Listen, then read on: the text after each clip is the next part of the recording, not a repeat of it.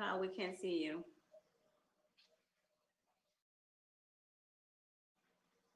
All right. Hello, everybody. I hope that everybody's having such a great Saturday. Very, very excited here to be able to participate for Global Entrepreneurship Week. My name is Mondragon, and I will be hosting this panel with great community members and business people over here that I really want you guys to hear about. So we're gonna start with Giovanni Galvez with Saint Words. Gio, tell us more about yourself. What is that you do, and tell us about Saint Words, Gio. Sure. Thanks a lot for having me. First of all, I'm really excited to be here. And what I want to do is just explain that, I am a Peruvian descent, and I grew up in Washington, D.C. And, ever since I was young, I've been working on computers. And now I am the VP of Business Development for a company called Sync Words. And we specialize on creating artificial intelligence software on the cloud for closed captioning and subtitling and translation. So our biggest focus is to be able to provide accessibility to people who are deaf and people who speak other languages other than English, and enable them to participate in forums like today. And actually, Gio, you will be providing live. Saint Word, pardon me, will be providing live captioning, right? We're super excited for that. And can you let us know how can we access to it right now on this panel, Gio? Yeah, absolutely. So there's a link on the chat that we're going to be pasting, and that link on the chat enables people to look at real-time captioning on their phone and on their browser. And at the bottom, they can change the languages to anything from Japanese, Spanish, German, Dutch, even Hawaiian and Tagalog. So anyone that wants to see and hear what I want to say, they're able to follow along if they don't understand English. And this is something that anyone can join and connect to. Please give it a go and try it out as we talk. And also at the end of the event, we'll have a transcript of the entire event that people can follow along with. Thank you so much, Gio. So please go check the chat so you can participate and start using Saint Words. Thank you so much. Moving forward, I see over here my favorite couple, Lee and Kat Smith from DCBX. Always a pleasure, obviously, to have you guys. And can you please introduce yourselves and what type of business do you run? Sure. Well, first, Ari and Kyle, we appreciate the invite, and we're very excited to be part of Global Entrepreneurship Week. So thank you for having us. Yes, we are super excited. Thank you so much for including DCBX. So our business is all about empowering inclusive live events, now gone virtual. Yeah, and Kat and I, we've been professional Latin dancers for close to 20 years. Yes. I was a professional magician from the age of 10. So we have been in the entertainment industry for close to 30 years. And pre-COVID-19, we have two flagship festivals that we produce at the incredible Renaissance Marriott in Washington, D.C. DCBX 11 was the last live event we did prior to COVID-19, and that was and is a Latin music, film, and entrepreneur conference. So we had close to 7,000 attendees last year. Yes. And our event brings people from literally around the world, from 50 states and 36 countries. We also have an incredible New Year's Eve event. Yep, also at the Renaissance. And that was that passed last year as well. We had to kind of pivot a little with the pandemic, so we've been doing a lot of virtual events and still keeping that inclusivity, that diversity at the forefront. So thank you so much for the invite, GSW. We're excited to be here. Yeah, and if I can add to that, obviously the entertainment industry was the first to close, and it's probably going to be the last to reopen. So Yes. our industry has taken a big hit, and we had to really take a stance. The last live physical event we did was March 16th at Eaton, which Ari and David introduced us to, the great people there. But if we didn't want to put lives at risk. So during the pandemic, we created a number of really fun programs. We have Gringos Can Dance, which is a chance for people that might be by themselves to have a chance to interact. And a lot of people are introverted, so this was a great way if they were by themselves to connect. We have flirtingonthefloor.com, which as a married couple, we wanted to create kind of a safe Latin dance date night. So Yes. we produced that in May.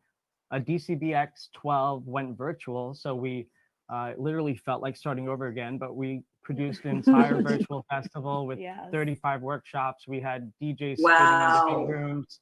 That That was happened insane. in July. We also did the Global Impact Film Festival the week later, bringing filmmakers together. We had over 60 short films and just incredible experiences. We had some Iranian filmmakers, and they were getting their audio cut, which we actually thought could have been a government thing. And we were Mhm. actually texting them the questions and showing their responses From the visually. chat. Yeah. So It was it was just crazy. Wow. So yeah, Yeah, and then yeah, it was I guess nuts. our two newest programs, we have DCBX On Demand, which is helping dancers in our industry stay afloat. So it's $10 a month, and we Yes. teach moves in 10 minutes. And finally, we are big foodies, and we figured how can we take our 30 years of experience and put it into a 5-ounce bottle. So we launched Gringuito sauce, which is a line of hot sauces. Congrats.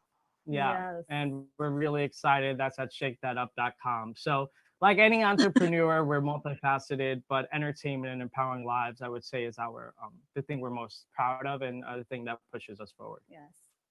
Oh, thank you so much. We're super excited to have the salsa from the salseros and going and keeping with the dance theme over here. I see very like a lot of color. I see a big smile, Pedrito Biaggi. How are you, Pedrito? Wait, I think you're muted still. We got too excited. Can we Okay, let me unmute? unmute. Perfect. I'm Yes. unmuted now. Yes. Welcome, Biaggi. Pedrito Biaggi, I have to tell you, he's like, everybody on the panel, I was thinking today, is a dear, dear friend and collaborator and community organizer. And I'm super excited and very, very thankful that we can have you all here. So continue with Pedrito Biaggi.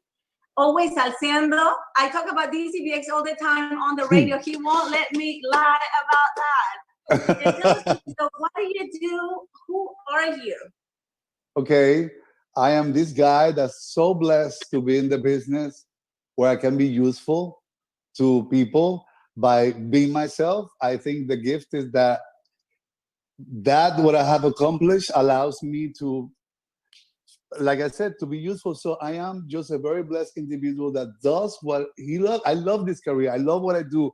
I love it passionately. I work 7 days a week, and I'm not complaining. I'm just saying it because it is what it is.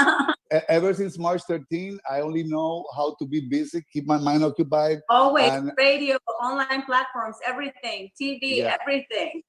So have a morning Pedrito radio is the show. host of Encendío. Exactly. Pedrito is the host of Encendío. I join him a couple of times a week to talk about what to do and where to go in the city. But you can connect with him through Authentica 950 AM and 94.3 FM. Pedrito, thank you so much for being here. Pedrito is actually in Miami. He's taking care of a dear friend of his that just had surgery.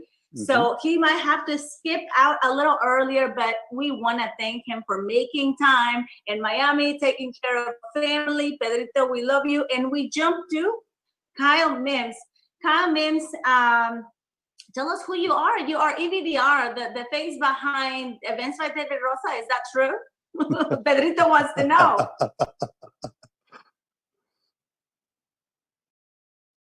Yes. No, you still do good.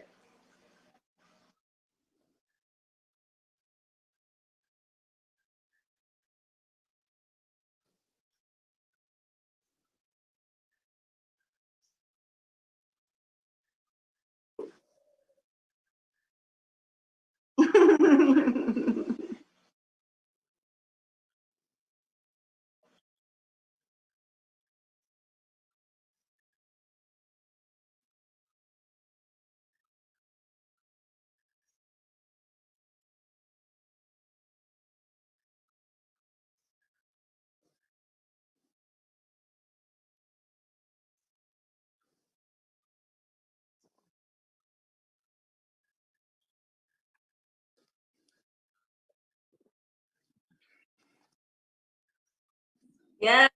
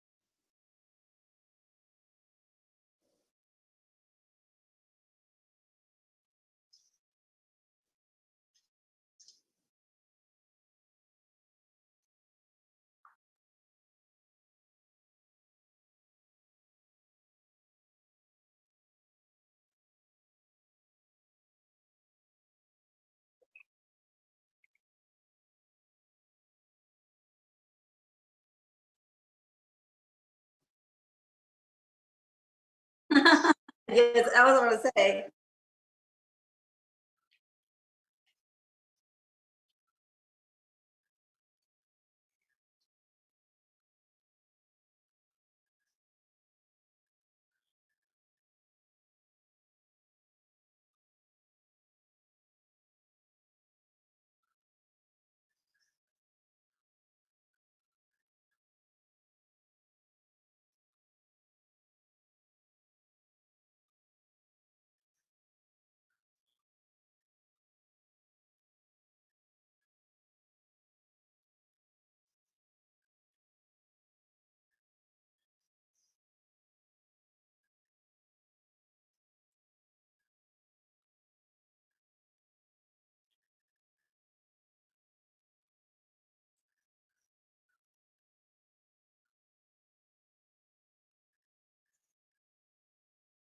Thank you, Kyle. Did everybody hear Kyle okay? Can you let us know in the chat if anybody's having issues with the audio, please? We're still, like those things are going to happen. So please let us know. Let us know if the audio is not working or any other issues that we're having maybe. But please let us know, Pedrito. Can I jump with you? Yes. And say, well, wait, first let me just, with all this that Kyle got me all inspired, well, we forgot to say that thank you so much, Ms. Nolan Coleman, for always connecting us with the best events like Global Entrepreneurship Week. She's always passing on the information. She's always sending everything. Like, seriously, thank you, Molly. You are the best. We love you. We jump with Pedrito. And Pedrito, I just want to know, you are a radio personality, you know a lot of celebrities, but you're always so grounded. And how did you decide that this is what you wanted to do for a living? Or who or what was your inspiration, Pedrito? Why did you decide to do this? Why do you want to be in the industry? I don't think I ever knew an option. I think I was 4 years old. There was a radio station across from my house in Ponce, Puerto Rico called Radio Huizo. And I was the PR of the radio station. I'm 4 years old. I was everybody's friend. And I would escape from my house to that radio station. So I do remember thinking, because I couldn't even see the buttons. I was not falling on, like that. But I remember thinking that I wanted to be like those guys. I wanted to be one of those men that I would look up to, I really look up to literally as a child. And for sure, for many, many, many years, I didn't think I could be one of those men because my reality didn't, my truth as a person who I really wasn't like them. So for a long time I lived with that thing about what I really wanted to do, but I couldn't because of how I was born, how I came into the world. But then I realized that how I was born was perfect, and God blessed me with an incredible amount of talent and humility to be able to deal with all those issues and live the life that I dreamed when I was a child. So my life is a dream come true. My career it's not something that it's something that I dream of, that I literally thought it was impossible, and I am able to live of what I dream of. And most importantly, what keeps me grounded is the truth, the reality that it isn't about me, it's about the people that I serve. How I can, and like I said at the beginning, how can I be useful to people? How can I make a difference in people's lives by being who I am, which is I'm the son of God, I'm my mother's son, my sister's brother, and I'm just lucky and blessed to be able to live of what I one day thought was impossible to do. I am blessed. And I have to tell you, I am a testament of Pedrito's craziness all the time. He's always helping out. Always. That's how we met, and we are very close. And Pedrito, I want to thank you so much for making the time. We will have another opportunity to do this again with you. Please send our love to your family member that is recovering right now, and please stay safe. Thank you, Pedrito. Thank you so much. God bless you guys. I would like to know where he got that shirt, because I love it. I got it at Polo. I was going to it. I got it at Polo, the Polo store. Ooh, look at it. Very Thank nice. you guys. Oh, he's always so fresh. Encendío. Oh, well, thank you again, Pedrito, Encendío, and the entire production is always amazing. Steve, shout out to Steve always for being so helpful with the production. So let's go to the next question. I want to hear a little bit about Gio on this one. How does your business impact or benefit the community?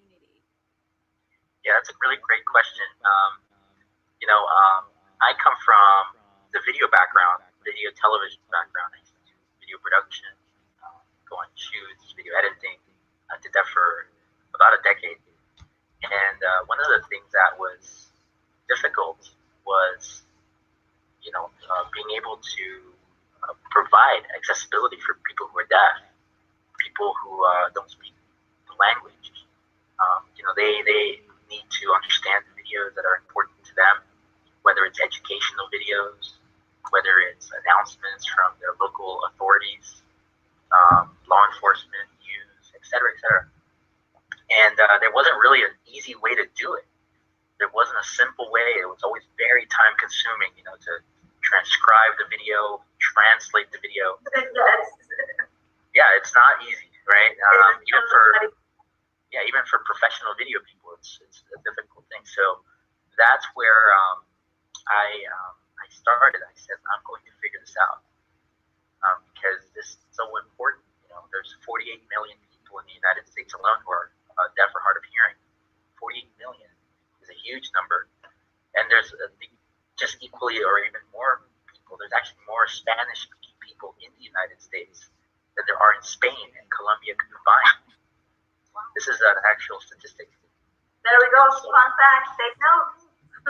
So to provide video content for people who are deaf or hard of hearing and Spanish speakers, it's a huge market. It's something that there's a huge demand for. And oftentimes we see a situation where, major broadcasters, we have two main channels, that are Spanish-speaking channels. But, those channels don't cover everything, right? There's not, educational material. There's not, like, inspirational material. There's so much content out. And that was my goal. And that's how I feel that with my efforts, I'm able to help both the Latin-speaking community and beyond, because now the system can translate to 100 different languages. Wow, 100 different languages. That's amazing. Thank you so much, Gio. And again, thank you for sharing that system so people that are joining us can use it. That's amazing. I'm very excited about that. Thank you, thank you, thank you. And thinking of yes, please.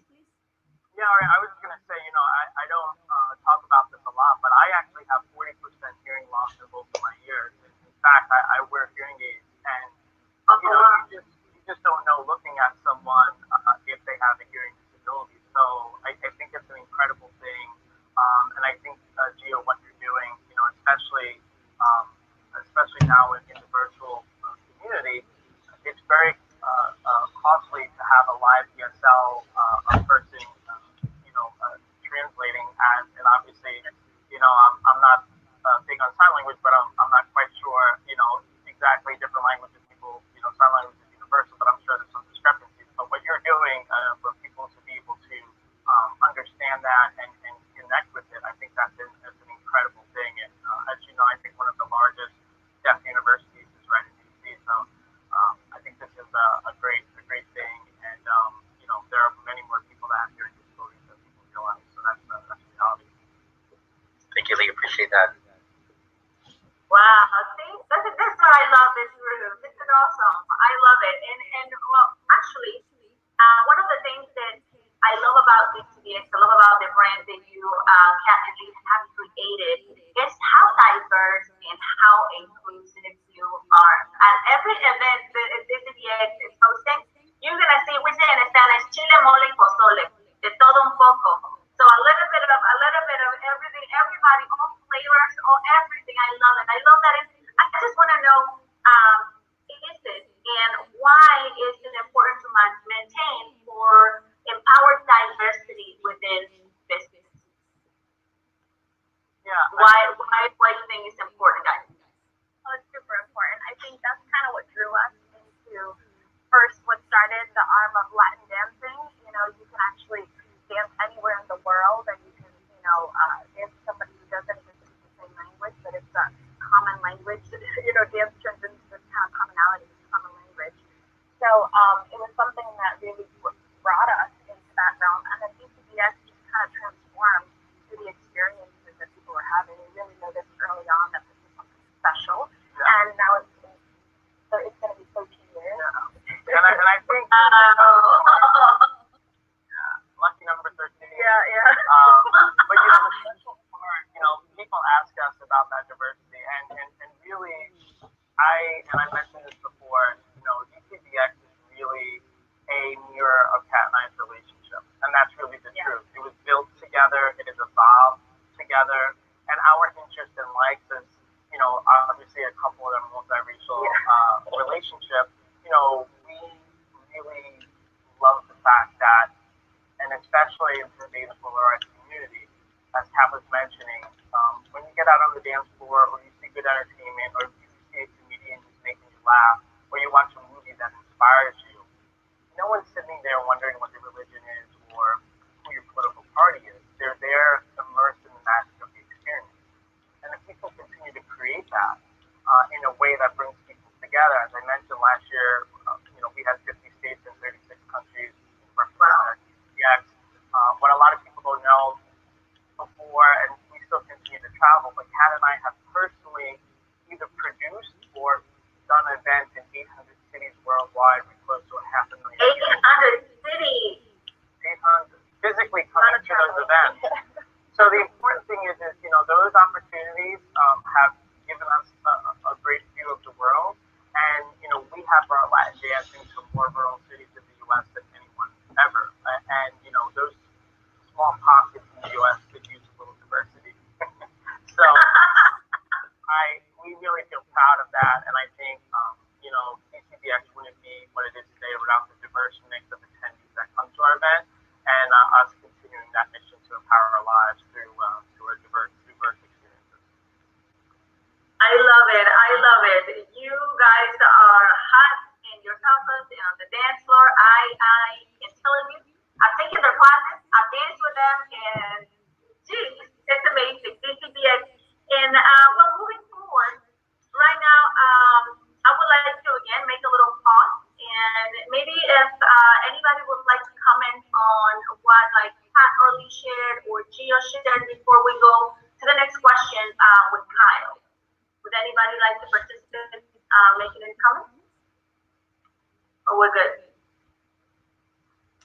You're just regarding diversity in business? Yes. Sure, I'll take a stab at it. So again, so what we do, especially I'll speak from the Ditas Muertos hat.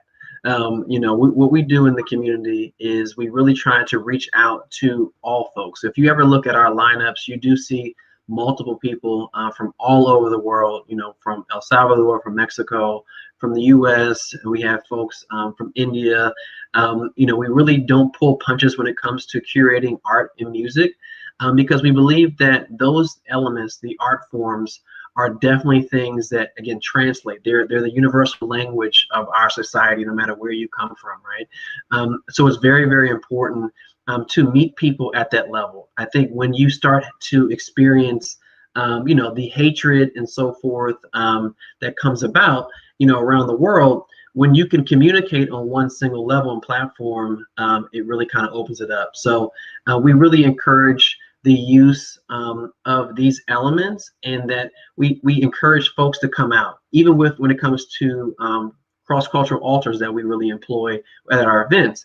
We really want to show you that just because you maybe not be a native-born Mexican or Mexican American or Latin individual, that you can benefit from the power of an altar, right? We all experience loss amongst everyone that at being a human being. And so, you don't actually have to adapt the form of an altar or a celebration in a traditional Mexican way. We have foods that are unique to where we grow up. We have music that's unique to our families and our communities. And these are the elements and the icons that you can pull in to your own celebration. And that's how we kind of show folks that, we're building on culture. I think the biggest question that we always have when you start talking about diversity and kind of bringing in different elements is also the element of culture appropriation. That's really a big thing, that you want to make sure that you're paying homage and respect to those native cultures, but make sure that we're not absorbing them and trying to claim them as our own, right? But we can celebrate and we can rejoice and fellowship with those who are native to those cultures, and again, just feed into them and expand the awareness across the world. Yeah, and I think Kyle had hit it on the head. While staying true to the roots of this culture, understanding the evolution of the culture. And the evolution of the culture is, due to social media, the internet. We are being connected to more cultures than I think probably ever in the history of man and womankind. So that's the thing that we have to embrace. And evolution is not a bad thing. It's what helps us propel forward. But if you're gonna celebrate Mexican culture by just drinking Corona on Cinco de Mayo, you're missing the bullet. Exactly. There's many better beers than Corona. We could just start there and then continue down the line. But I mean, it's really important to kind of understand the roots and bringing people together to celebrate it. That's what I love about the Day of the Dead event that you guys produce. Thank you. It kind of gives you a glimpse to those different things, or also see how other cultures kind of take pieces of Mexico and bring it into their own cultures, and that's a beautiful thing. Appreciate it. Thank you so much. Yeah, and actually, staying on roots, what you said is very, very importantly. I'm totally getting super excited. Totally forgot to introduce myself. So my name is Mondragon, and I'm the founder of Lalalu and co-founder of Muertos DC. And it's very important to talk about roots. Everything that is happening with us around now the pandemic, and even on the business side, my business is called Lalalu, because we empower and showcase Mexican artists through different platforms and channels. We've been doing it for 5 years, and the reason that this is called Lalalu is because it represents the most important women in my life. That are my grandmother Oralia, that we call her Lala. She passed away about 12 years ago, but I feel close to me every day. And my mom's name is Lourdes, we call her Lulu. And my maternal grandmother is Lupita, so that's why it's Lalalu. And the butterflies, thank you. The butterflies are the tattoo that my little sister drew a poem about of 2 butterflies and 1 dragonfly. And we have it at the back of our shoulder but not my sister Pedro. I gotta call her on that. She has different types, but not that one.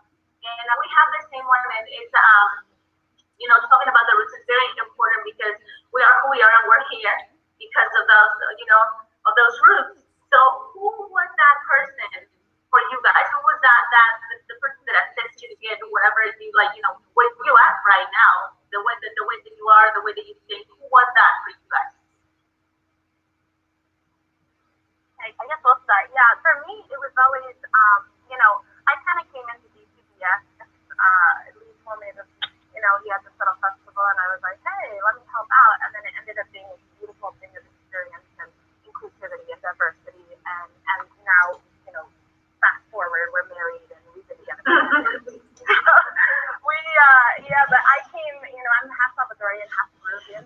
My dad, he was always a Spanish monster. He was, my mom was always like Chapa. So they kind of, those worlds of mended together. I really was inspired by my parents' journey. They both immigrated here and made a life for themselves. They opened, when they first started, my dad was working at a restaurant, and he moved here just on the notion of, hey, I wanna be an entrepreneur. I wanna have my own business. I wanna do better for my family. And my dad was one of the ones who has always been my mentor all through my life. He ended up he was working at restaurants, moved all his way up to owning his own business. He was a successful real estate and insurance business. And he's kind of been my guide through all this. I've seen ups and downs, and that's always been something that I'm really proud of, that he was able to do that with the help of my mom, and here we are at the line. At 15 and a half, I literally was like, hey, I need to see the world and learn learn the ropes of this business world. So I started applying for jobs at 15 and a half. As soon as my caddy was like, hey, you can work at this age, I was like, sign me up, send me out. And I've worked with lawyers and big hunches since then. So it was really great. And then meeting this guy, I joined his circuit. So. I'll take that as a compliment. As his cat's dad was like, mi amor, que tienes un circle.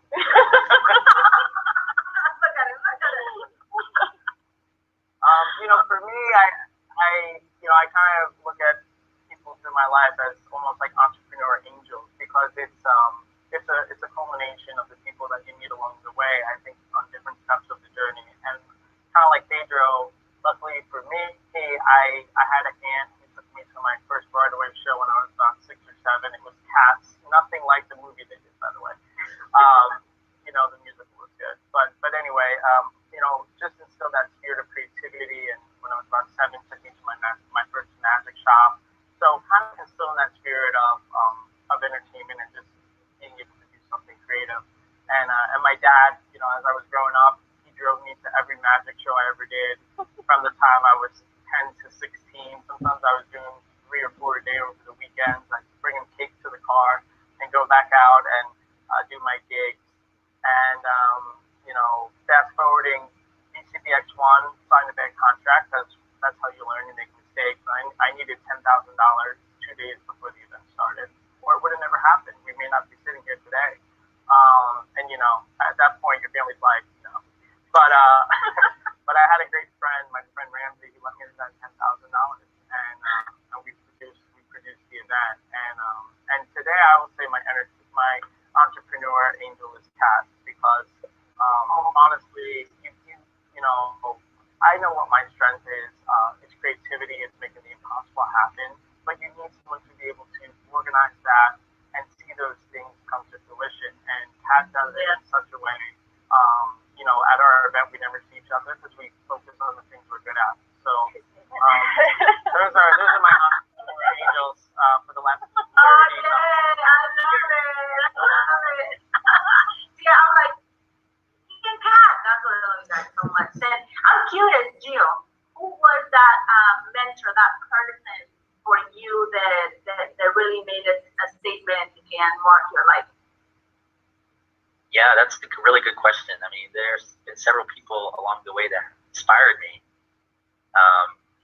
Just to name a few, the activist is Marley Maitland. She's an actress who's deaf, and she would always come to Congress and the FCC and let them have it about why they don't have closed captions, And there's people like Senator Ed Markey from Massachusetts who really advocates for accessibility for broadcast and television.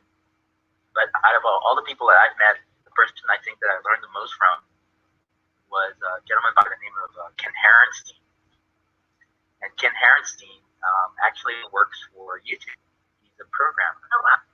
And he was one of the people who worked on on adding captioning to YouTube. So before him, there just wasn't there. And one thing that you should know about Ken is that he's deaf. And despite that, in fact, completely outside of that, he has been able to do so much for people to have accessibility. Right now, even there's automated captioning on YouTube that people have seen. There's automated translation.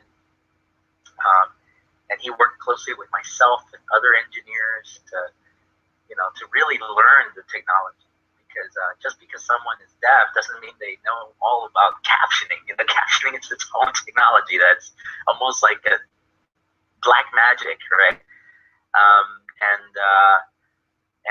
Now, because taking it from something that only lives in television studios, something that now lives on the web, was a huge undertaking, a lot of work.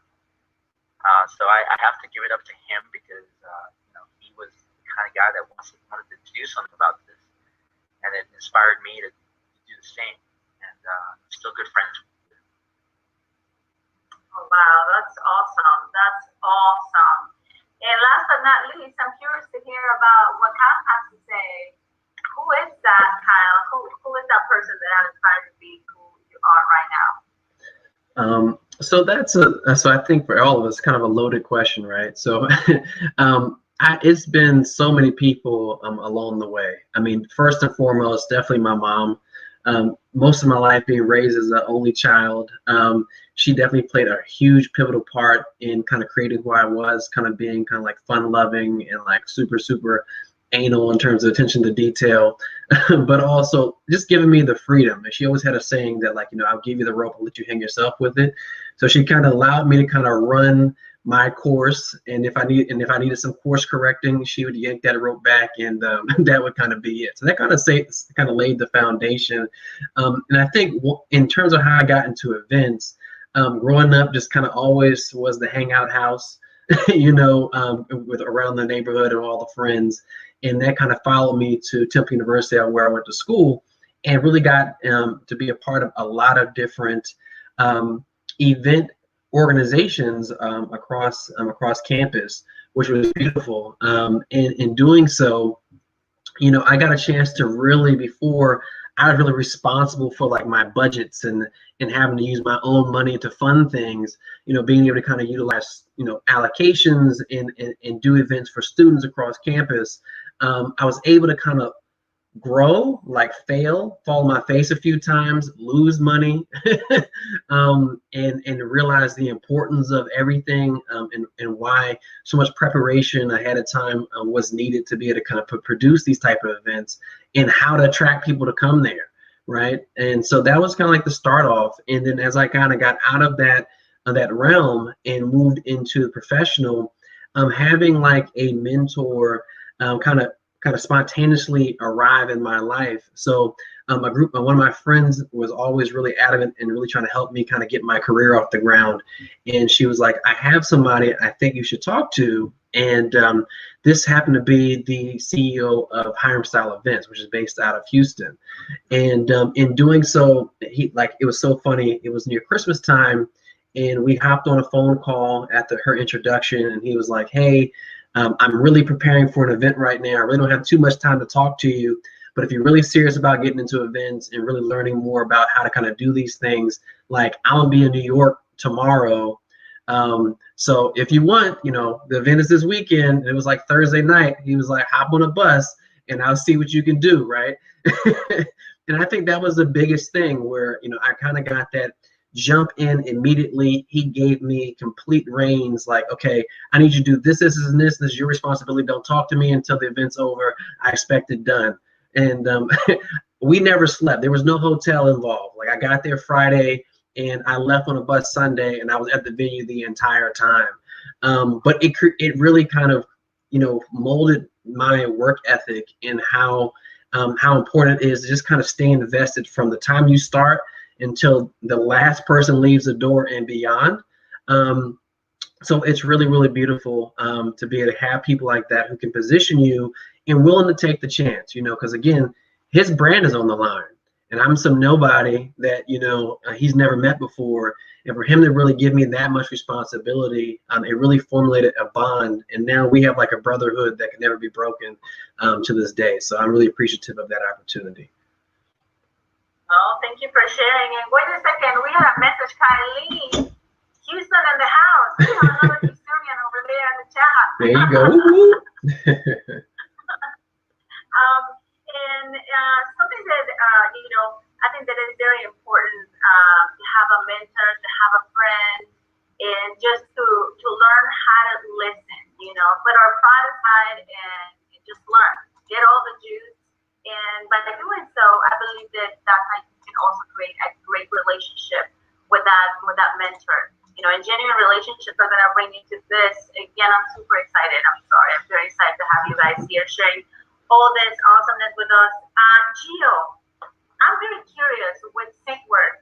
How were you able to take SigWorks from an idea to a business? How did you materialize everything? How did it happen? Yeah, that's a good question.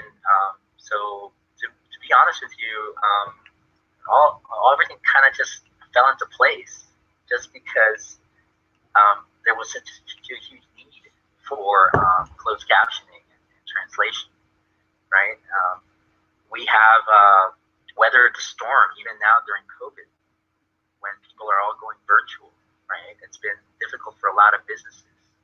So being able to adapt to the needs of the people, you know, like it's great to build something great, but it's even better and more successful to look at what people need and help them, you know, and that's really been always my approach, right? I mean, we build great things, but instead of talking to people about what we have that's cool, I want to ask them, what is it that you need? How can we help you, you know? And then oftentimes now in the global market, which has always been like that, right?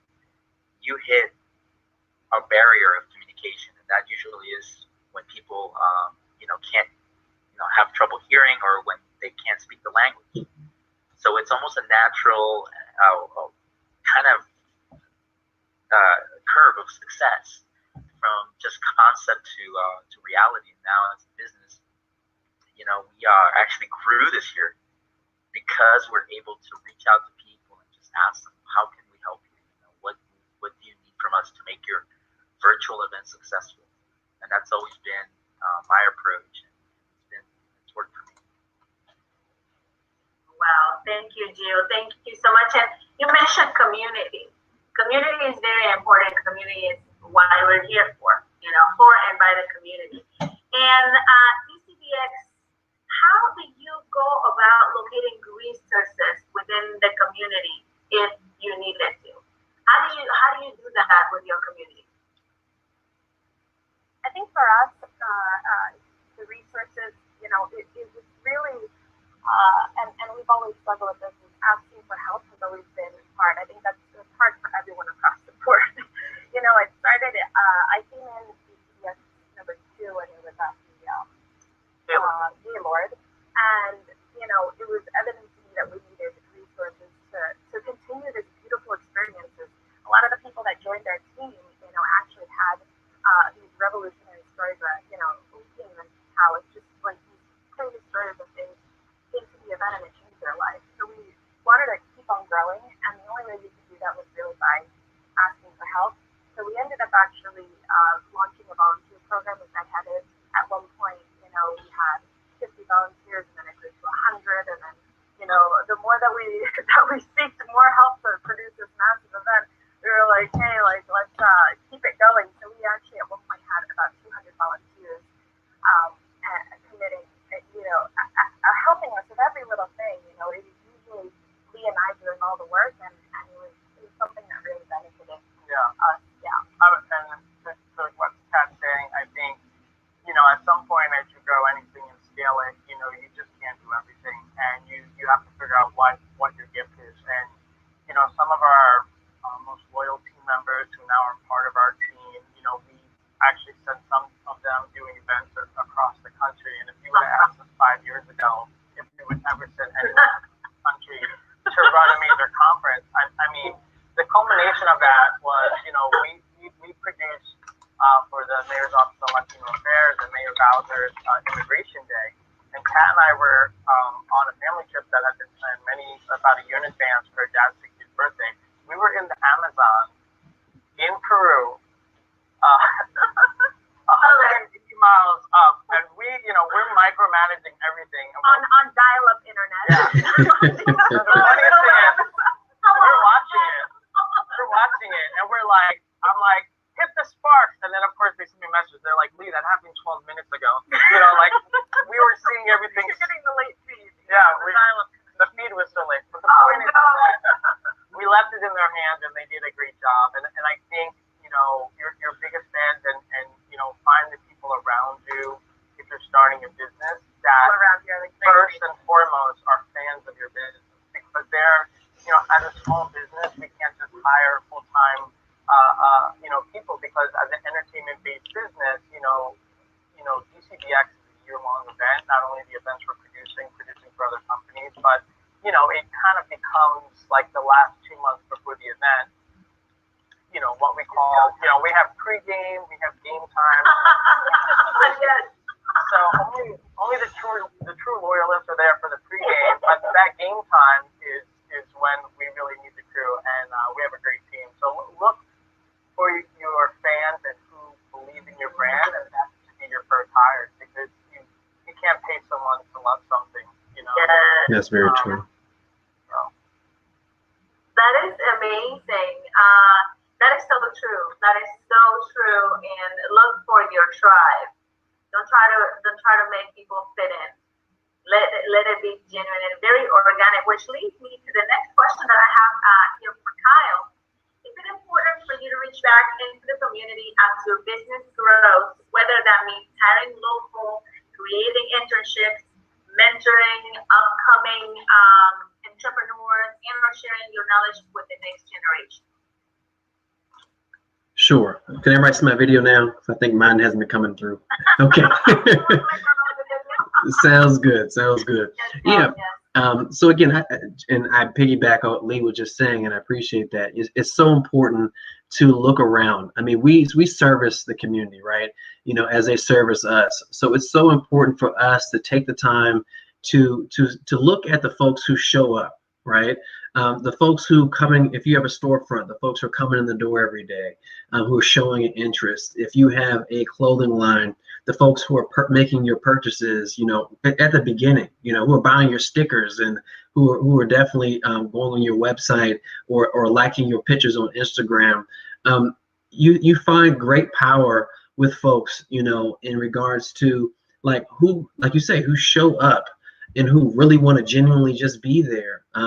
And so that's really been important for us. You know, a lot of the folks that are now on the DDLM DC team and even the Events by David Rosa team are folks who we've met doing events, you know, people who walked in the door, you know, and said, you know, we really like what you guys are doing. And like, you know, and the fact that you guys you have a social cause, you know, behind things, and you're trying to do things for the community and help, you know, empower it. You know, we want to be a part of that.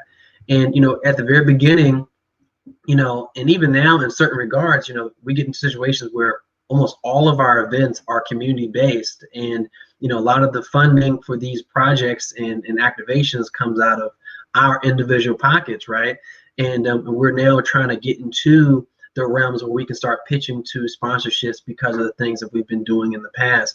But for the longest period, we haven't been able to do that. So the folks who are coming aboard and saying, hey, like, we just want to be a part of it. Like, you don't need to give me a check, and you're surprised that even if you even get into a situation where you can pull together a little bit of money, maybe $100 here, 100, and you can show that appreciation. It's amazing, but it's mind blowing for the folks who are not getting paid anything, and like how much they dig in, and not just day of the event, but usually a lot of times, for like the entire year of pre-production, even after the fact, they want to see what they can still do to contribute.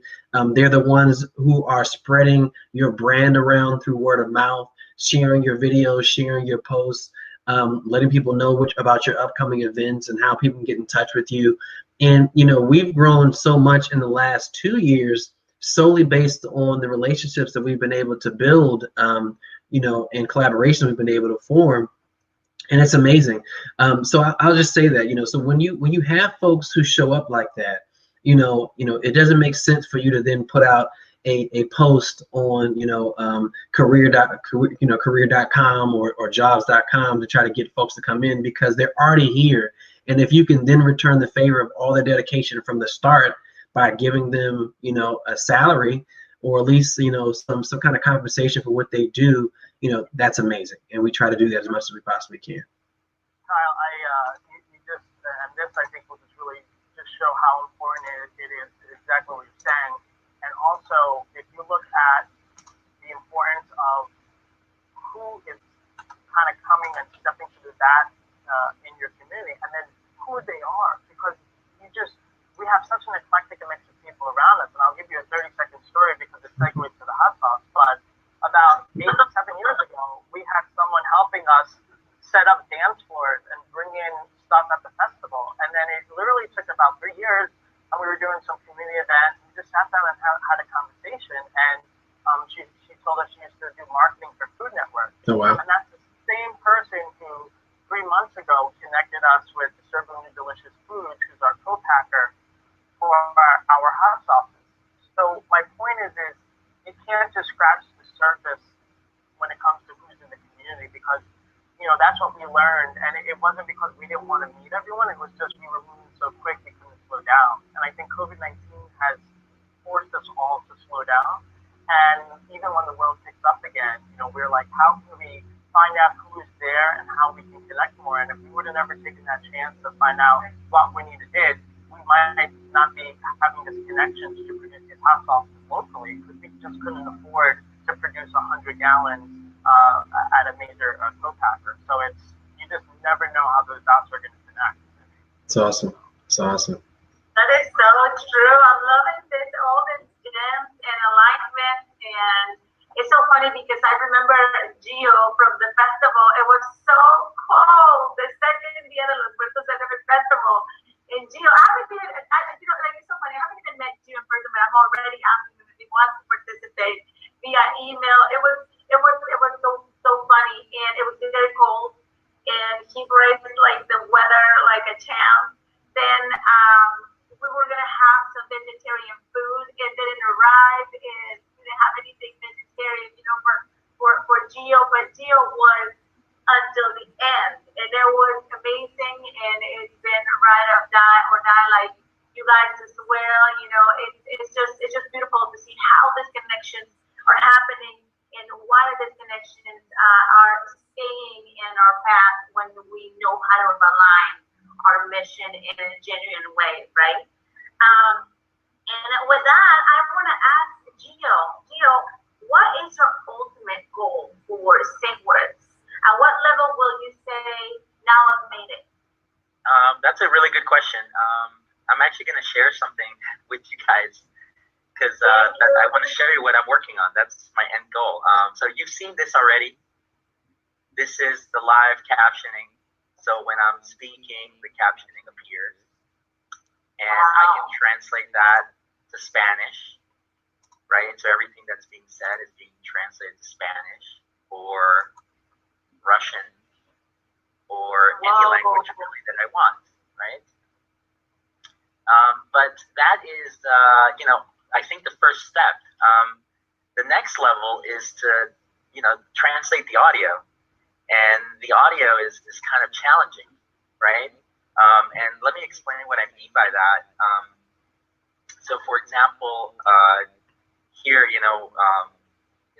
this is where we are. We do a lot of different things. We do recorded video, we do the online meetings, which has been huge for us here during COVID.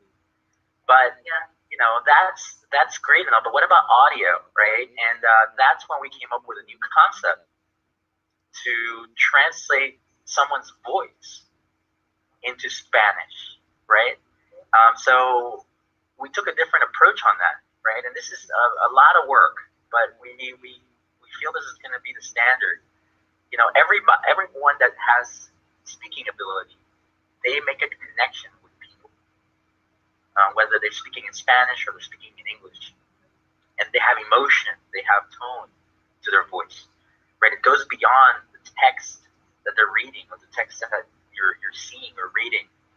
And so what we did is we're able to create the same connection with the same meaning, with the same voice, but in a new language. Okay? Wow. And what I mean by that is, I'll just show you. How about that? So here's someone that you guys might know. This is his original voice. The seasonal flu that we deal with every year has a mortality of 0.1%. So his voice, now after our AI, our artificial intelligence, it's able to translate his voice exactly the same way. La gripe estacional con la que lidiamos cada año tiene una mortalidad de 0.1%. La mortalidad declarada en general, esto cuando vemos toda la información, incluyendo China, está cerca del 3%. So he has a very serious voice, a very recognizable voice. And for someone who's Spanish speaking, right, if that's being able to connect to him and his message of seriousness, his message of sobriety during this time that's very critical for us from a health perspective is important. Here's another one. Bernie's from New York. He has a special way of speaking. So imagine Bernie being able to speak to you in Spanish, right? Here we go. Supongo que no viene el caso femenino que tiene cadera de capitalismo sin restricciones en medio de esta emergencia nacional en la que cientos de miles de personas podrían morir. Miramos a corporaciones ahora programándose para su bienestar corporativo y su auxilio financiero cuando no lo necesitan. Es incomprensible, Leandro, de que las corporaciones ahora estén aprovechándose de esta crisis. So that's basically what we're working on, right? Being able to not only create accessibility for people who are deaf and hard of hearing, people who need the captions translated to other languages, but also for people to connect with folks that speak different languages, right? So their emotions, their tone, everything is translated. If he whispers, if he shouts, if he's being emotional, that should be able to be translated in some way as well. We're ready to invest when you become publicly traded. Bernie speaking Spanish was just. Yeah, I'm already. It's such a big difference, but it's so incredible what you guys are doing, and that's very really kudos to all that, because I'm sure it's not easy. Yeah. Thanks, guys. I appreciate that, and thank you so much for letting me to share some of the work that I've been working on. Of course. No, that's amazing. Thank you, Gio. Sorry, Cal, you were going to say something. No, I was just saying, of course, to Gio. It's amazing. So, I'm glad that even a small container like this, we're able to make connections and grow from there. So that's awesome. Yes, most definitely. And on that note, Cal, I just want to ask you this question because you talk about how obviously DBLMCC does a lot of community events. And I just want to know, why do you feel it's so important to give back? Yeah, sure. So we find it important solely because, again, we come from that community, right? And if it wasn't for folks who came before us in doing things in the community to give us opportunities, and for the folks who are around our community to patron our businesses, you know, we wouldn't be here on this call, and we wouldn't have any businesses to be talking about, and our lives would look a lot differently.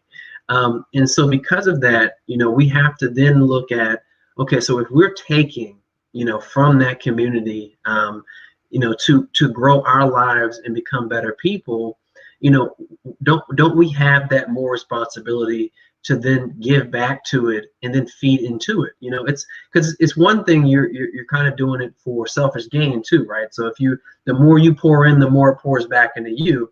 But you know, again, you have to bolster the community, or there will be no community to service your business, right? And so it's really important, you know, when you to mold the next generation, to kind of be able to pull them under your wing and show them the ropes of how to do things, because you'd be surprised, you know, it's one time where you might have a young, you know, high school student who has been following you around, or wanting to be an intern, or just sweeping the floors after the event. And then they get into their first job out of college, which puts you in line with some major network that you never even thought that you would have an opportunity to get your foot in the door. And they're like, hey, you know, this guy really gave me an opportunity as a kid, and I really want to make sure that I'm putting them on and kind of giving back that way. So, you know, even if you're a selfish business person, it makes sense to do this and reinvest in the community. So that's my take on it. Thank you, Kyle. Thank you so much. And this is a question for Kat and Lee. In all of your efforts to support the community around you, again, you know, going back on what Kyle was saying, how do you feel if so the community pours back into your business?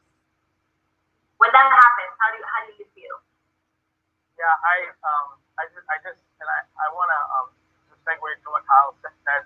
I just want to say I think it's so important. We have something called the GSW Community Connection, and every year we basically have a couple hundred. Last year we have close to 300 full scholarships to high school and college students around the country to come to DCBX and enjoy the festival completely free. And that's that's a scholarship that we started because, exactly to the point, that is the future, and those students will one day be the future leaders and the future business owners that potentially could give back. And if they don't, it's okay, because you know they're getting to see the first steps. And we, you know, 10 years ago when we brought Zouk, which is a dance from the Caribbean, from Brazil, there was an instructor who did salsa who obviously saw it and learned from it, and then became a Zouk instructor, and then DCBX2 actually saw Zouk, learned from him, and now there's this community of thousands of dancers. So it's interesting how that kind of progresses, and it's like you know, the kind of the analogy of skipping a pebble across the lake, right? That effect is how can you just touch people and then have it ripple? And that's something that I think as events get bigger, you sometimes forget, but it's like, wow, you know, careers were started, people's lives were changed, and you know, I'll let Kat answer our question. But at this point, I don't remember what it was, but I, you know, it really gets me almost a little sentimental, because it's so incredible to look at. You know, you sometimes forget. I have this moment every festival where I stop and I get a little teary-eyed, and it's like this moment of magic, like, and you're like, wow, look at that, and it's brief, because then you have to keep things running. But that's an important thing to realize. All the things we're doing, Gio and you guys as well, it's creating magic, and that magic isn't just a magician doing an illusion; it's the magic in people's lives. And it's taken me a long time to realize that I've taken magic and used it in different ways through my career. And I think if we could all find that magic, that's important. Now, Kat, answer Ari's question. Not even knowing he already added it. It feels beautiful to see all these people connect.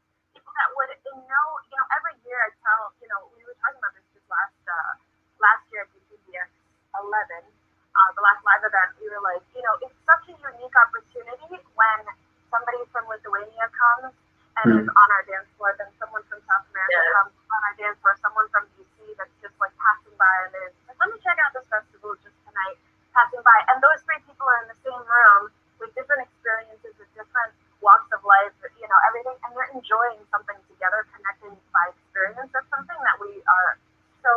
about with our GCDX events and our mainly our flagship event. Like, there's so much that goes on in that event. You know, we have a heavy arm, which is our dance, because we're Latin dancers. So there's the arm of Latin dancing, which is all the dancers coming together, and that's our biggest platform.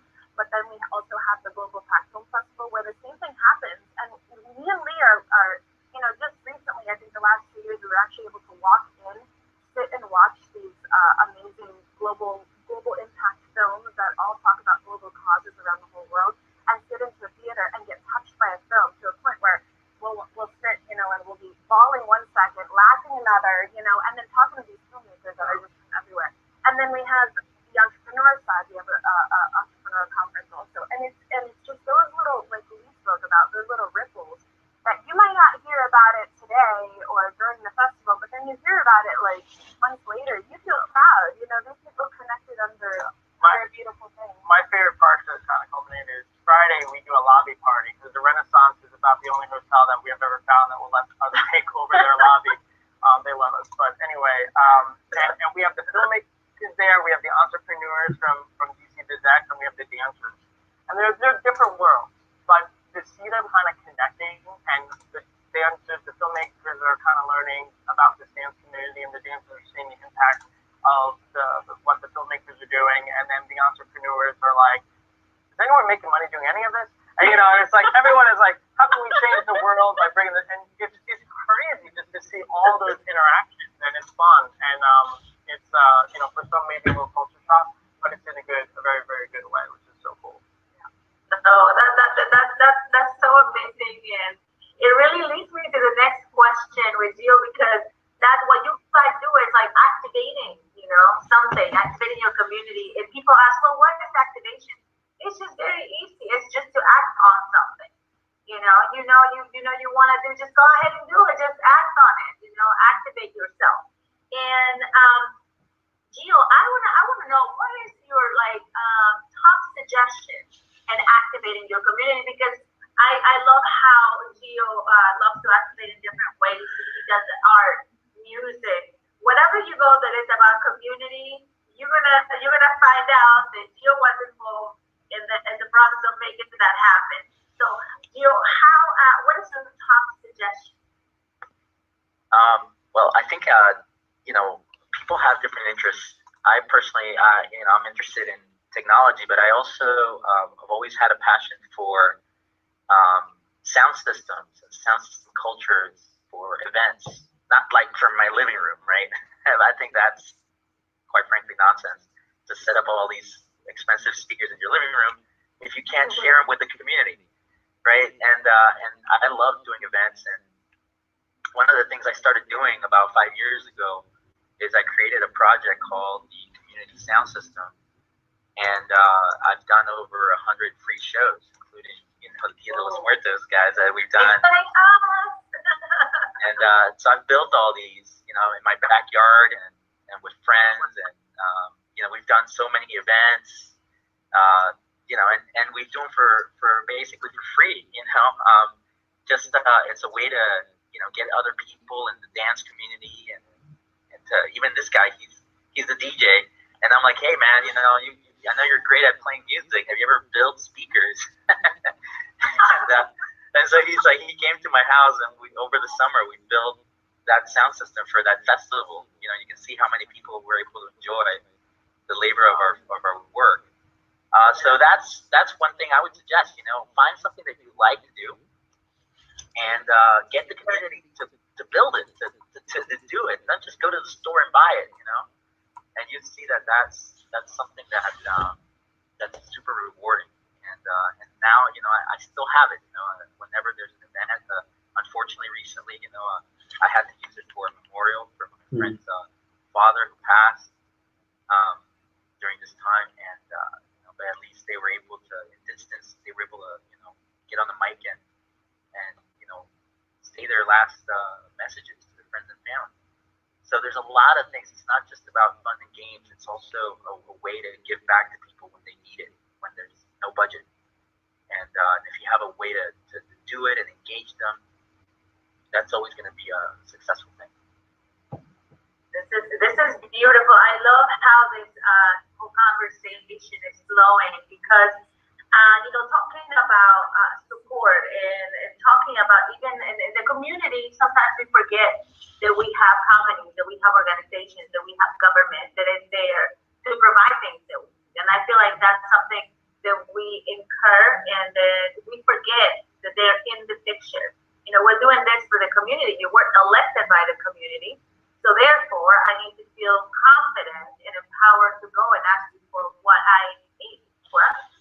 So with this, I want to know, Kyle, is there something that you wish more companies would do to assist and or empower the communities they work within? And if so, how can we serve as an example? Sure. So let me get my video pop back up here. All right, so we're here. So the biggest thing that I see companies do, like big companies like Amazon and so forth, like they get into a pattern of just absorbing, right? Just absorbing, and they grow and they absorb and they grow and they absorb. And I think as you grow as a business, you slowly start to forget your roots, right? Where you came from, who kind of helped get you there, and again, the surrounding community that continues to support you, even as this big Goliath that you've now grown to. So I think one thing about it is it's really important to remember, where you've come from is the first thing, and then when you have opportunities to then reach across and reach down and reach up.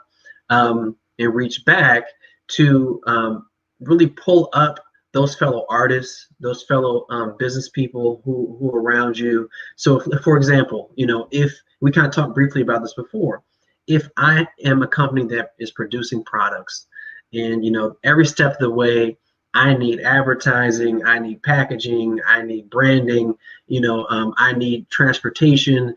In some regard, I might need security.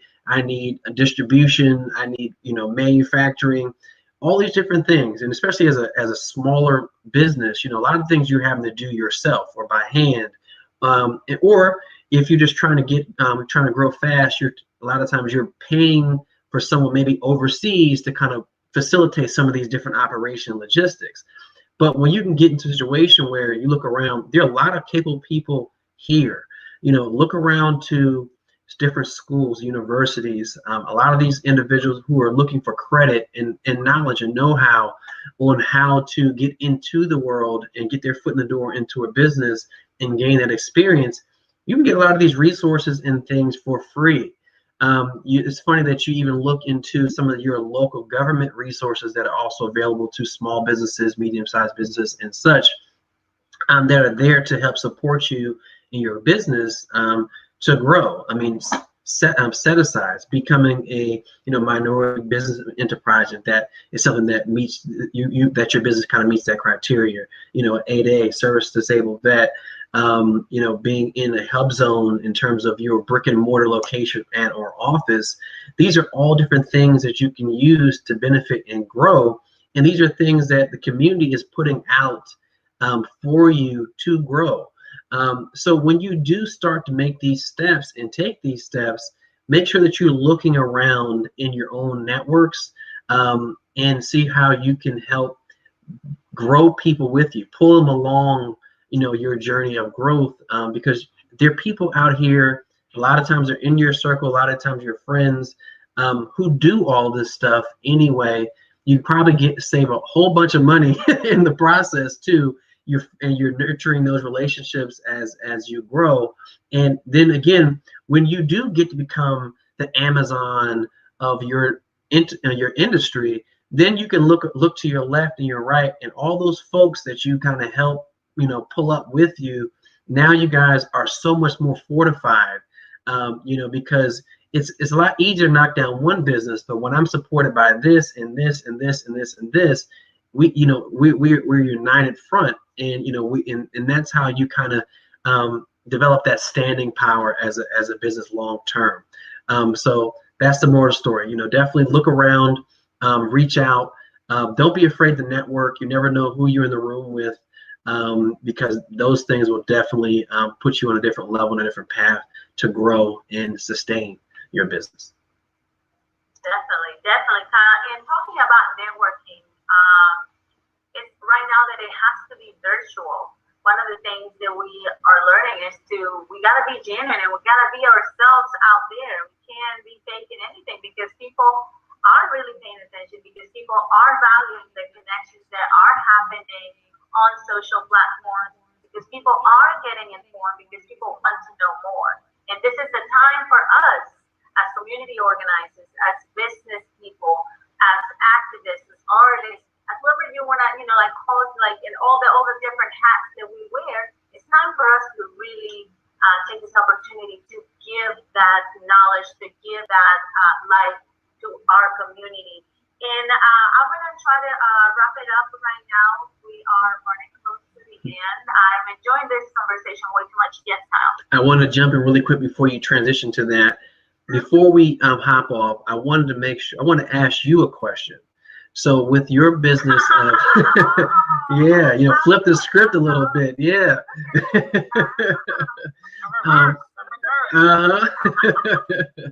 So with your business with Lalalu Mexican art, what I just really wanted to ask is, like, how does your business empower the community, and what are some of the steps and stuff that you take to do that? The community here or the community in Mexico? Whichever community that you feel that you have the best outreach. I'll start with Mexico. Let's start with Mexico, and then you can kind of jump back to here. So in Mexico, so I guess it's the fact that we work for almost 5 years. We work with 5 women from different parts of Mexico, and that's how we created our line. We decided to create a big relationship with them and continue to be able to source art from them and be able to provide that steady income for them. And also not just go ahead and say, a lot of people are like, oh, you go that and just go buy that for like 10 pesos or something like that, And it's not. It's a whole process of going to a place, taking a plane, going there, landing, finding where to stay, finding where to eat, how to move around. Find the person that you like, to connect with the art. Like, art for me is so crazy. The fact that somebody made it and it's causing all these feelings inside of me, and it's making me like it, it's making me want it. It's that connection that I want to have with the artist. And it was so cool. One of them, her name is Shanat, and she's from Puebla, and she was able to put together money to go to France and finish her communications degree. And she's also an artist, and we have a lot of her pieces, and that's something that I really love. And at least knowing the fact that the U.S. dollar is stronger, it gives me the capability to provide more and to do something steady, even when my business is a small business. So I use that to my advantage. And here, the way that I guess the way that we do it is through DDLMDC, through really just sharing that raw self of ourselves with the community, to really connect, because it was hard when we started. It was with personal stories. It was with that fire that was lit in us, for the things and situations that were happening in our life that made us move. That is the gas that keep us running, even now virtually, to keep us, gives us that hunger to learn more things and better things. Because of what? Because if I learn more and I pass it down to my community, we all gonna grow. And we're all gonna keep doing it. And then it's just gonna be a domino effect. And it's beautiful when you can see it. And I know it's a little bit different and crazy, because we're human beings, we're social people, we like to be touched, spoken to, and just, being there. We like the presence. So what we have to do now to be safe and continue doing that in the future is to build that presence online and to support all of our people, our community. And again, I just want to thank Gio, Lee, Kat, Pedrito, Kyle, Steve, Molly, everybody that has been involved to really just push this out. It was not just one person's effort, but it was a lot of people pulling this out for our community. To put in this free panel out for our community. And like the name of the panel, inspiring creativity, diversity, and community building through business. We go and order. Let's just go with Gio. And what I want to ask from every one of you guys is to give me, please, a takeaway for the audience when it comes to activism for creating diversity through your business. Just give me a key takeaway that people can be like, "Boo," because all of you drop a lot of gems. But I want to take this time to, before we go to the Q&A, to get those takeaways from all of you, and also please let us know how can people get a hold of you. We will be posting this conversation later on in all of our channels with all the links and all your information. But we want to let people know right now, how can we get a hold of you? So let's go with Gio, please, and Edward. Yeah, so takeaway and how to get a hold of us. So the first thing I would say is this: when you think about helping people, right? It's not just about money; it's your time and your community, right? A lot of folks believe. I used to believe this as well, and it's not true. That you wait till you have a lot of money and then you can help people, and that's not true at all. You can help people just by being there for them and by reaching out to them. You know, I encourage everyone to reach out to all their friends and contacts, family, and just let them know that you're thinking of them, that you care about them, and is there anything you can do to help them? And you'd see that with that, a lot of opportunities will open up for you to help your community, but also a lot of opportunities will open up for you for your business and for personal growth. The other thing I would say is that giving it's just, I guess right now there's a lot of folks that feel like by just commenting or liking something on social media that's helpful, and that could be helpful to some people, maybe to a certain degree, for campaigns and so forth. But it's more helpful to spend time and to build something. If you have an idea, write it down. Make a document, share it with people, get their feedback, come up with a project, whatever it is, even if it's something silly or if it's something really important to you. Taking the time to build it, to plan it out, and then you will see a path to execution. And that's always going to be the way forward, right? And think of course, of the people who are less fortunate. And, we're privileged as the people who are business owners and people who are thriving. But there's a lot of people out there right now who are suffering, who have lost their jobs, people who are disenfranchised. And, if we help them, see what businesses they're running, whether they're, doing something like, creating music, building art, or whatever it is, support them. Say, hey, I want to give you an opportunity to grow, and I have this need. Can you help me with this? And you'll see that that's a great way to help your community, to reach out and offer them business so that they can thrive as well. To get a hold of me, you can simply go to gio@syncwords.com. So that's GIO at syncwords, SYNCWORDS.com. And just send me a quick email. I'm always available if you have any questions about what I do. Thank you, Gio. Thank you so much. Amazing key takeaways. I was writing all my notes on that.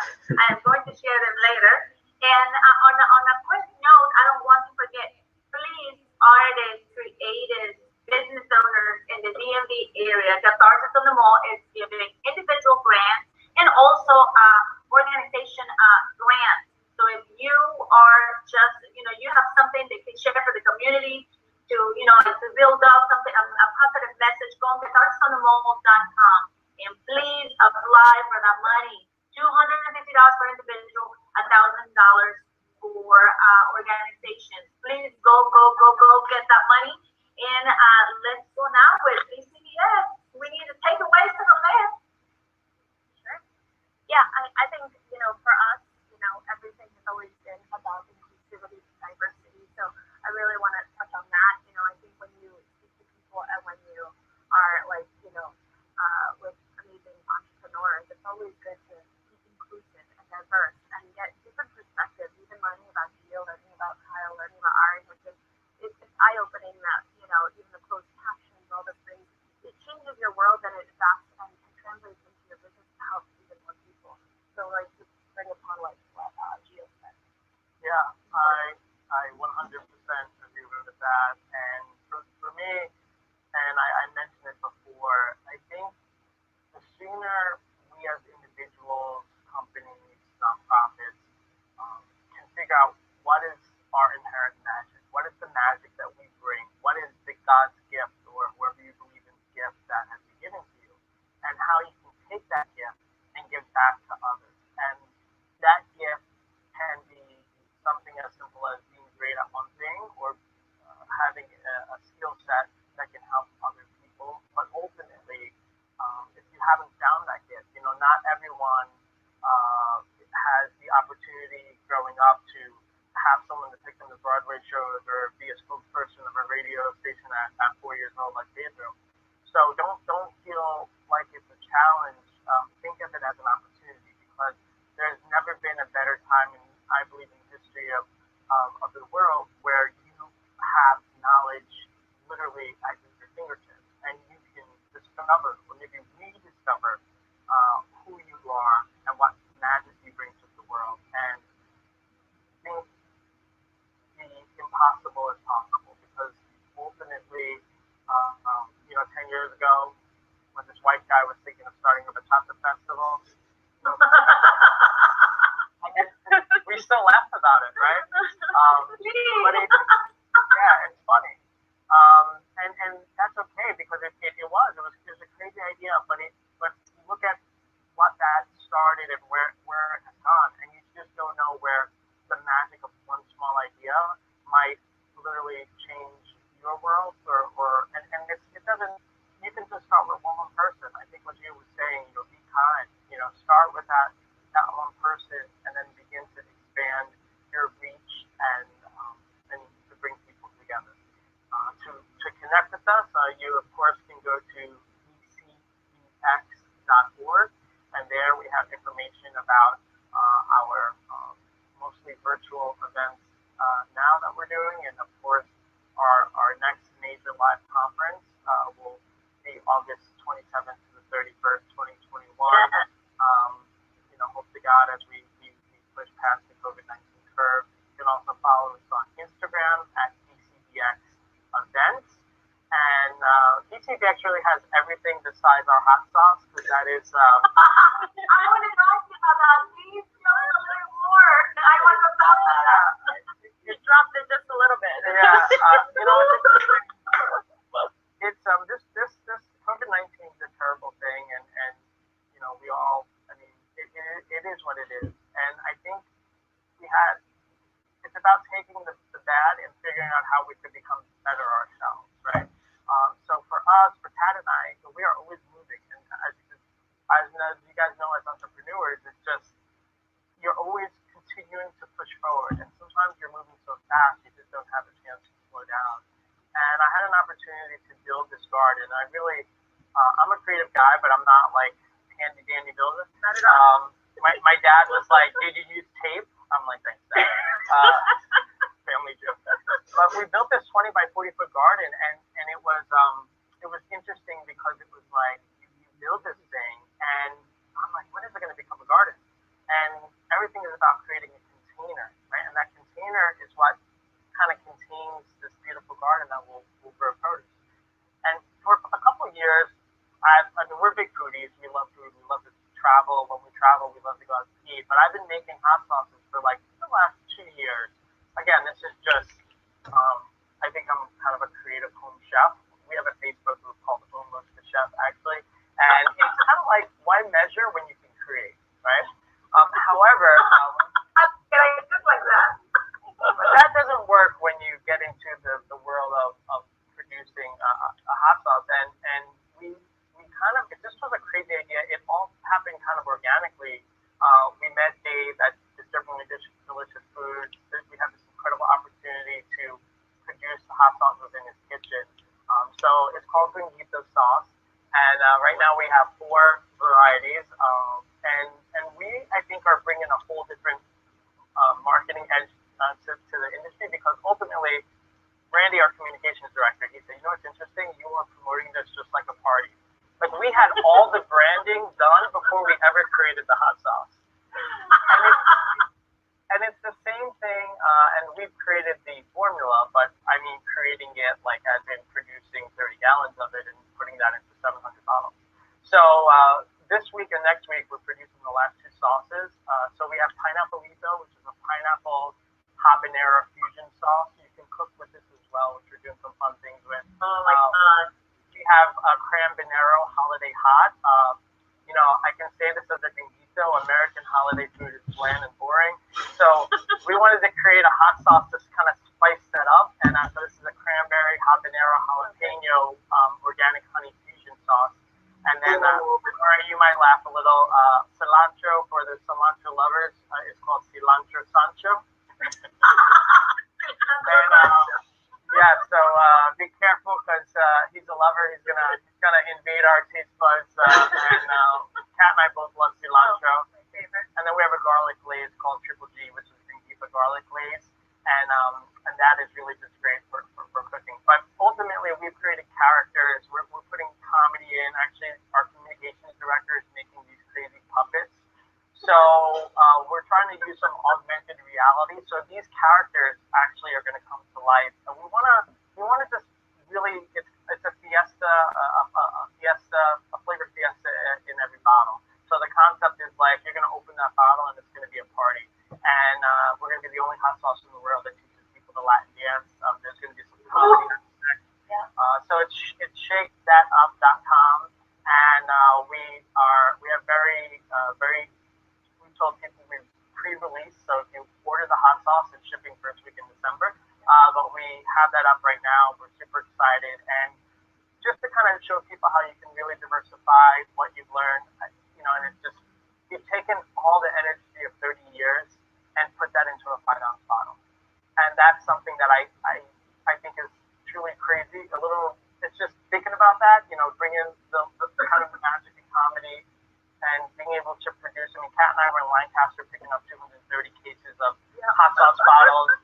We did the recipe. We sent to Virginia Tech for the approval. We've done of it, and you know, we have to scale at some point, but it's been a beautiful process. So thank you for letting us share that. And yes, thank you for having us here. Really appreciate it. Oh, I can't wait to try this stuff out. Yeah, I love hot sauce. Yeah, I actually collect hot sauces. In my cupboard, I have like over 20 different bottles, and so I will definitely be putting one of your bottles in my collection.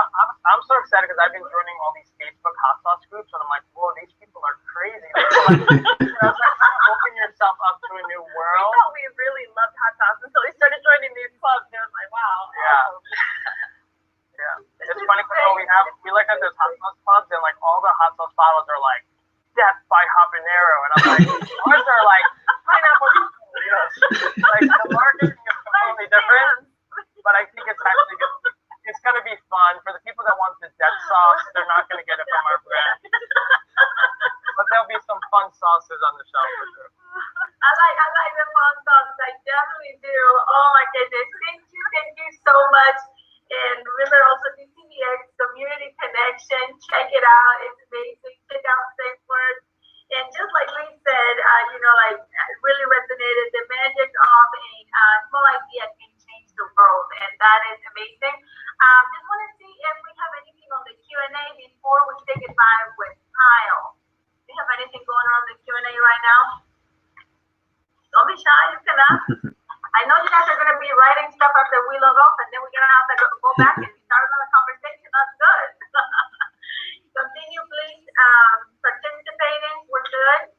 Nothing on that end, Kyle, for Q&A? So we just want to open it up to the folks who are live with us right now. If you have any questions that you might want to ask, please put them in the comments, and we will read them aloud for you.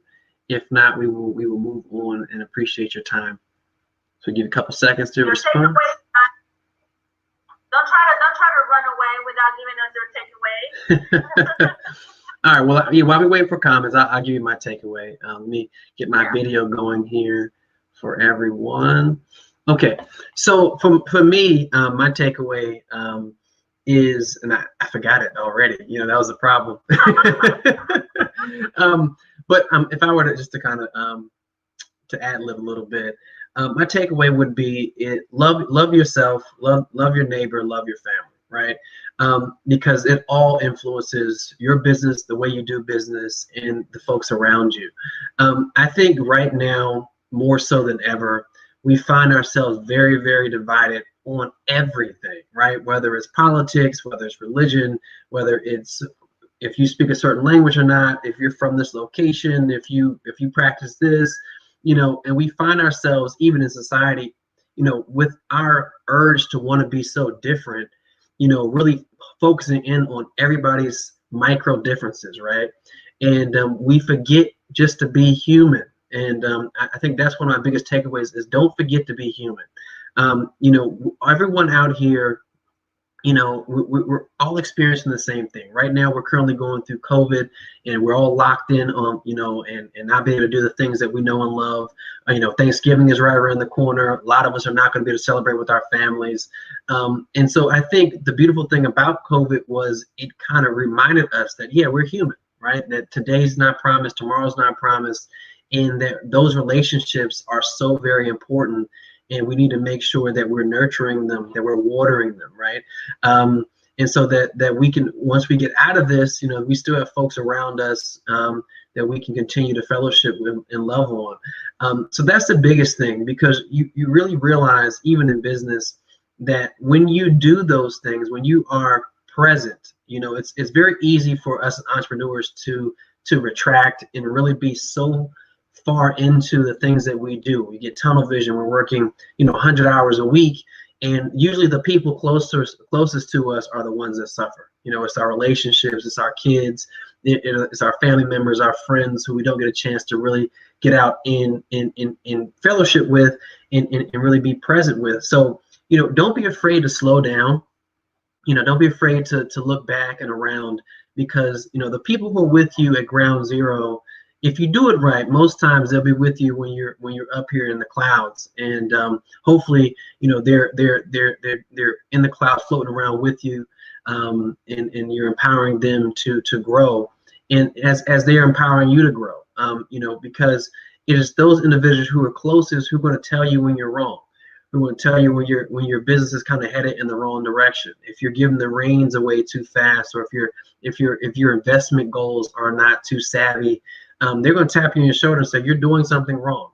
If you're not being considerate of the community that you're servicing, if you might have all the best intentions in play, but it's very easy for us to overlook things when we're in the minutia of just making sure logistics and business go according to plan, that we forget about the little people. Like I said, we forget about the folks that patron our businesses.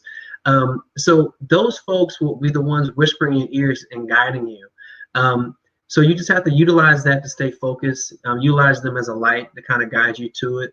Don't be afraid to be yourself, and allowing yourself to translate into your business.